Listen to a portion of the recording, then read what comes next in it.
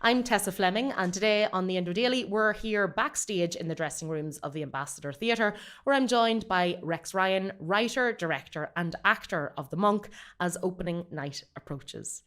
Rex, you're from the same area as Gerry The Monk Hutch. You grew up around the corner from him. Why did you want to write a play about him? Well, as he says himself, he's a blow-in to my area. He's not a Clontarf man. Obviously, he grew up in just around the corner, Summerhill, Corporation Buildings, all that place. But the family were relative neighbours to us, the Hutches, and all of the kids went to school around Clontarf, as myself and my family did. So the hangout place was the Spar around the corner from my gaff, and I would see him, and the relationship was nothing too deep. He was, sure, I knew nothing. I was 10 or 11. I was oblivious to my own father's job, let alone Gerard. So we'd be at the Spar, and the two Gerards would be outside the Spar together, and they'd both be on the front page. And I didn't understand it at all. So to me, he was a Mr. Hutch. And then the impetus for the play is totally different. Many years past, I had a lot of friends from around the East Wall area, and some mates from Sheriff Street, alongside all my posh mates from Michael's and Clontarf. And I had a large group of friends, and all really good people. And I'd ended up starting a theatre, the Glass Mask Theatre, and we'd done a lot of Dublin-centred plays, and actually a lot of working class plays, slightly by design, slightly by just the people I was around. And the gang war broke out in Dublin, and because I had been staging a lot of Dublin issue-centred plays, not all working class, but there were plays regarding drug abuse and abuses in the system, and I thought to myself, if I'm doing anything of any meaning, or I think the theatre has any utility, I need to do something around this. Like, people are getting killed around the corner, really, from my house, like a kilometre away. This is mayhem. So I started writing in and around that, different stories. I never expected that Gerard was going to be the vehicle that I told that story through, and I certainly didn't expect to play him. So when I did get into contact with him, I didn't really have a plan. And then it sort of manifested from that, and now it's turned into a beast. Well, take me back to how that came about, of working with the Monk, and what your first meeting was like. What was your impression of him? So I got a hookup with him through old friends around the inner city. He was in prison, so you get a Zoom link from the guards, and like, this is not common practice for me, really, you know. So it was all interesting new stuff for me. I was curious as well. So you get a Zoom link, you get a time limit, you have to do it in a private place. He was probably completely bamboozled as to why the lad from back in the day was now wanting to talk to him while he was in prison. And I just had a feeling that I'd be able to play him on stage. I knew it'd be controversial. I knew it'd be dangerous and risky, but that's the sort of theatre that I wanted to make. But I also thought I could get at something here that I'm not seeing in the media. And that's what the theatre should do. So anyway, this was all floating around my head, and I thought I can do something with this man's story, but I didn't know how to pitch it. So I did the Zoom. He popped up with a giant beard and long hair, and we talked about Heat, the film with Robert De Niro and Al Pacino, directed by Michael Mann. That was a long conversation. That took about 15 minutes. Then we did Once Upon a Time in America by Leone. And then there was a minute left. And I said, okay, Rex, are you going for this or not? Because I wasn't sure. I was reticent, you know, for many reasons. And I said, I think I should play you in a one-man show in my theatre. And he said, you do whatever the fuck you want. That's what he said to me. And I said, okay, grand. And then it's like, for actors, you know, we get a job and you get one moment and you say, yes, I got the job. And then immediately afterwards, you're in terror because you have to do the job. And that's the exact feeling I had. I said, okay, I'm after getting the go-ahead that no one's gotten ever, and a lot of people have looked for, and now I have to deliver something. And what were you looking from him in those, when you were working alongside him, when you were writing this? And in your meetings, what were you looking for from him? When you're acting and you're portraying a real person, there's a due diligence. Just like in any job, if you respect your craft and you have a certain level of professionalism, there's a due diligence. Number one, to technically get the person down, voice, movement, see if you can find their energy, their soul, if you're doing well. And also, for me, there'd been so much in the media around and about Gerard, and on the broadsheets and the tabloids, and he turned into sort of a mythic figure, hugely polarizing, and a lot of that wasn't helpful to me, because if I was doing a play about him, I needed to try and do something new and different. So I wanted to get to the heart of the man. So as the actor and you're playing the person, you have to withhold judgment. You got to play the person. So if I'm playing Gerard on stage here as I am, and he gets accused, which he does, of things in the play, I have to respond as he would. But the meetings were really about me trying to get rid of the media's portrayal, accurate or not, and see if I could find something new. You said it was really important to get his approval, that you didn't want to go ahead without his blessing. Why was that? I think I would do it with anyone. If it was going to be a big profile show or a film, TV series, whatever, I would want to talk to the person and say, I'm going to be playing you. I have a level of professionalism where I'll do my work, but also it'll be difficult for you to watch it, because I know things I'm going to have to explore. When you're portraying someone, though, accused of serious crimes, I mean, you said yourself you worked closely alongside him. You try to get the sense of his soul, his, the positive attributes. Should that person that you're trying to portray have that much influence on the performance, on your work? It has to. You have to have artistic objectivity. It's crucial, and that's where it gets difficult. So the conception of the play was sort of multifactorial in terms of its source material. That's why I wanted to and have to say it's a piece of historical fiction. Because I talk about things that didn't necessarily happen, and vice versa. But my sources have been myriad, from crime journalists, well-known crime journalists, to podcasts regarding crime. I talk to a lot of people around that area, and then him. And I think it has to be that, because there's always going to be, number one, me as an artist making it becomes unhelpful, and it becomes really difficult, because you don't know when a person is going to want to try and dictate anything. So the first meeting for me was crucial, and that's why it was a bit hard. It was crucial for me to say, I have to be able to tell this story the way I need to tell it. And that's why the blessing, as they say, was important, because if I didn't get that, I knew it was going to be a negative experience for me. And there was so much I knew going to be around this play in terms of controversy, and there will be, I know, on Sunday and Monday, a lot of provocation. So I just wanted to try and mitigate as much of that as I could. But I also like that it's provocative. Did Gerry have much of an input into the production, into the script? It has to be me as a playwright. You couldn't.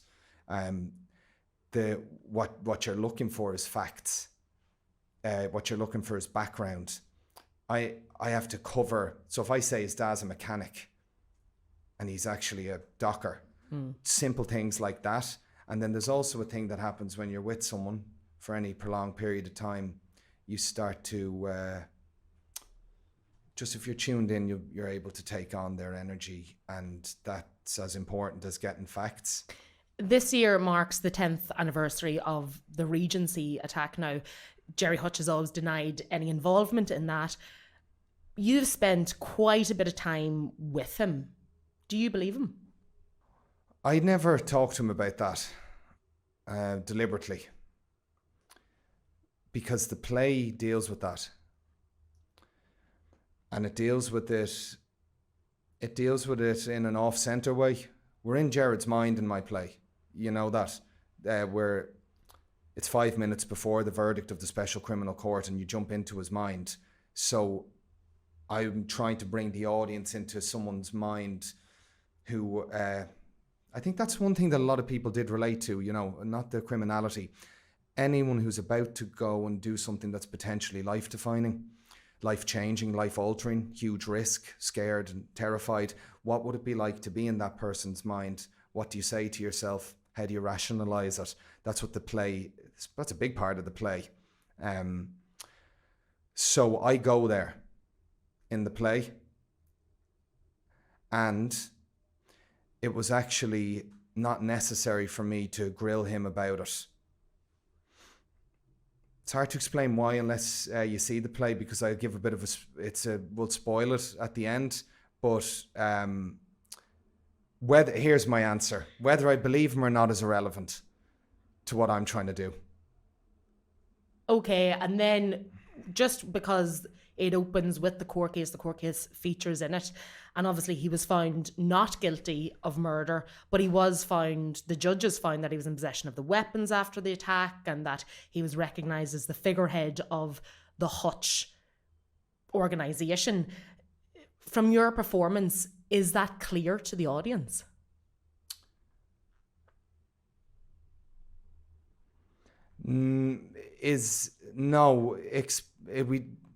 Again, I don't want to give away the end, but I know why you're asking this, and it's fair enough. I think that the lens, when we go into, I want to be real clear, the lens, when we go into that point of the play, sort of pulls back. There are screens in the play, and we sort of take a step back, and I portray, this isn't ruining anything, I portray Gerard through the media on screens when the verdict comes through. So what you see as an audience member is what he said. That's what I portray. And it's exactly what he said to those findings. So that I portray what we all saw in the media at that moment for a specific reason. And then we go back into his mind after that. I didn't want to know for loads of reasons. I don't want the guards coming to my door when I'm watching Pokemon with my daughter grilling me about the Regency. I work in the theatre. That's that, you know. And also it just wasn't helpful. It wasn't helpful. 18 people have been killed in the Hutch-Kinahan feud. And I suppose in recent days there's a lot of talk about glamorizing the criminal underworld and crime and all of that. So what would you say to people who feel that this play risks turning a violent chapter into entertainment? Yeah, I'd completely deny it and be against it. It's the reason I did the play. I've lost a lot of mates from the city centre, from a lot of things like drugs and violence. People I really loved, you know. That is really important to me. I don't want to glamorise violence. I was actually shocked and appalled and astounded about the amount of people that died during the feud, as they call it. And the glamorisation of Irish criminality is something that actually disgusts me. So that's why this play is challenging, because I go there and I try to show the human cost of that. There's nothing sexy about it at all. So yeah, that's important to me. No way, I don't want to glamorize it, but there's going to be people that are going to be provoked by what I've done, and there's going to be people definitely will accuse me of glamorizing them. They're going to say you're putting them up on stage. They're going to say this might help his election. I'm aware of all of these things, but I'm long enough in the theatre game to know what I'm doing in terms of telling my story. I have my reasons, and they're definitely not to do with glamorizing criminality. I'm trying to go after bigger fish, something a bit deeper. You mentioned that this play may help his election campaign, and on Wednesday, you invited Gerry Hutch here to effectively launch your play, but I suppose you've effectively launched his election campaign. 2 corrections. I didn't say that I believed it would help it. I said that people might say that. I don't know if it will help it. I think a lot of working class people from this area will come to this play. They're probably people that are going to vote for Gerard anyway. So I'm preaching to a lot of the choir in terms of if you're just saying being up on stage or portraying him on stage or supporting him, or even giving a platform, but it's a fiction and it's a challenging piece of fiction. So I refute that. And the second one was he effectively launched his political campaign here. For me, all that was a photo press call for Greedily, my play. But having him in and around it, of course, was helpful from a PR point of view. And I certainly wouldn't be able to control Gerard if he did view that. I don't know. I don't think he would view that as a launch, though. I think he'd said before he was going to go for it. But that was a chance for journalists to really grill him on it. So, but I didn't design it for that. That wouldn't be helpful for me. I suppose when the media got that PR invite, at the end of the day, this is a man that, has serious allegations against him, allegations of murder, of criminality, drugs, you name it. Is it not dangerous territory to be using him in your marketing ploy? I think he has to be there if you're doing the show about that person. I mean, I don't want to make comparisons to films or TV series that we know. Hey, this is interesting. The amount of questions I'm getting like this, other Irish directors and film directors who have done things about polarizing figures, they never get grilled like this. So that's another thing that I'm really interested in. Why are we being... That was actually one of my reasons to do the play initially. Why are people on both sides so fascinated? Let's deal with the accusations. In terms of my play, I have to deal with what he was found guilty for, and that's dealt with. In terms of accusations and things like that, they're dealt with, and they're dealt with in the play, I think, truthfully. But again, that's why it's so provocative. I'm him on stage. I'm going to react as he does. That's the point of the play. And I'm asking the audience, can you go on a journey with this man? And can you see a human and not someone who we know from the tabloids?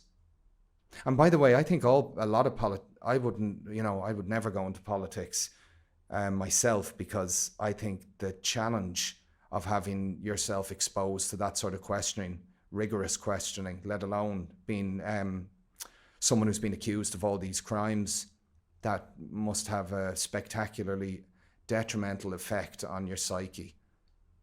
So I feel for him actually in that situation. I feel for many politicians who get grilled.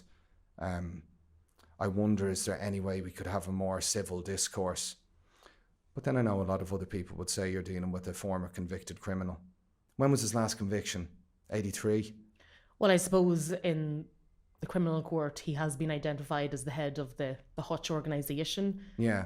One of the biggest drugs organisations, responsible for multiple murders. And he's closely associated with that. He's seen as a figurehead of that organisation and that family. Yeah. And I think a lot of people, especially people who would have experienced or lost loved ones in that feud, innocent people as well, would really look at this play, and I suppose we talked about glamorizing it, and have a real issue with that. I think the play's already been done, and like I said before, it would be good to have some stories about people who spectacularly pushed back against me. But I had people from Sheriff Street to Aylesbury Road come into my theatre and watch the first sellout run of the play. So a good few people. And I did have people in the theatre directly affected by it. But what I felt in my theatre was that I talked to people who'd gone through a lot, who came to see the play. And my experiences when I met them face to face was always positive. I feel like maybe the impression is that Gerry Hutch is trying to undergo a rebrand. You know, he did an interview with Crime World, he ran for election, there was Gerry Hutch merchandise being sold at stalls at Christmas time. You're now playing Gerry Hutch. Is he using you? Is he using us? Is he using all of this to add to his rebrand, kind of sanitize his reputation and the image that he had? The answer is I don't know, but I can... let's take, first of all, I think many politicians will have a campaign to rebrand or to try and portray a version of themselves that will get people to vote for them, you know. In terms of using me, I don't know. Is it just helpful? On that, because you mentioned about other politicians undergoing a rebrand, but he's not a politician. Yes. We can't really equate the two. If I'm doing a play, and again, I'm trying to not make people's minds up for them. It's my job to ask questions. I can't really have an agenda. There's many things I'm trying to get at in the play. One of them is the nature of judgment. So I don't want to answer the question for people, but I would say that if I'm doing a play and it does bring that stuff up, is that helpful or not? I'm talking past accusations and things like that. That's perhaps not helpful. Is the fact that I portray the man as a real human. Are you sanitizing his image in this?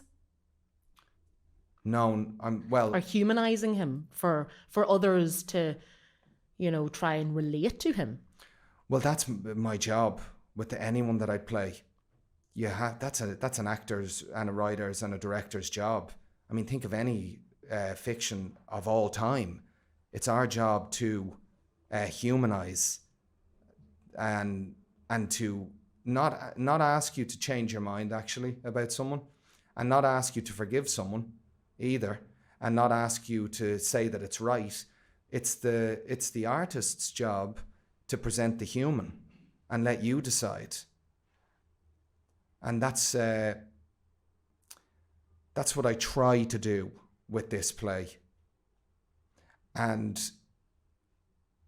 again, it is provocative because I'm asking a lot of questions. What if?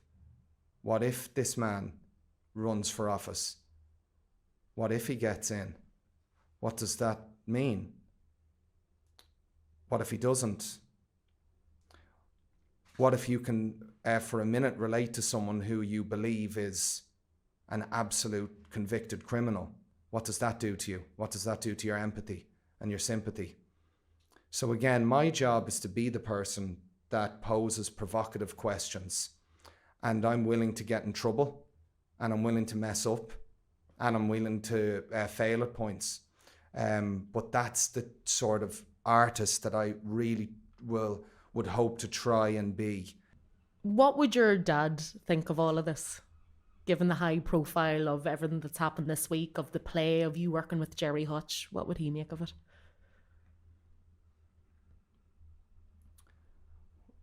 He was always a fan of the theatrical event. I think that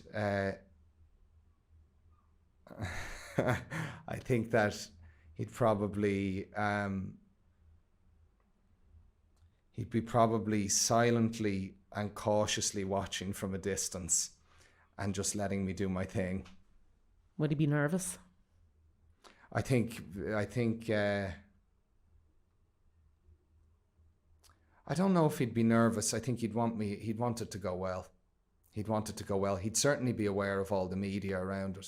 Dad had to deal with a lot of media stuff, so he'd want me to be. He wouldn't want me getting into too much of that. How are you finding all the attention? I have no interest in any of this at all. This is an absolute prerequisite to tell a story that I'm trying to tell, and a story from beyond this story. So I'm fine with it. I've no problem with it. I'm not really shy, or I wouldn't get too nervous about all the PR. But for me, it's such a big distraction. So being thrown into all of this by myself has been quite disorientating. But I knew that if I wanted to do something that I thought could have some sort of effect, I knew I was going to be thrown into it. But to me, boring. I actually don't want to be famous, believe it or not. I would really just enjoy acting and writing and directing and then disappearing. And how are ticket sales going? Do people want to come and see a play about Gerry Hutch? Yes, it's sold out on a good few nights already. Early in the week, there are tickets available, but tickets still available. So I need more people to want to come and see a play about Gerry Hutch.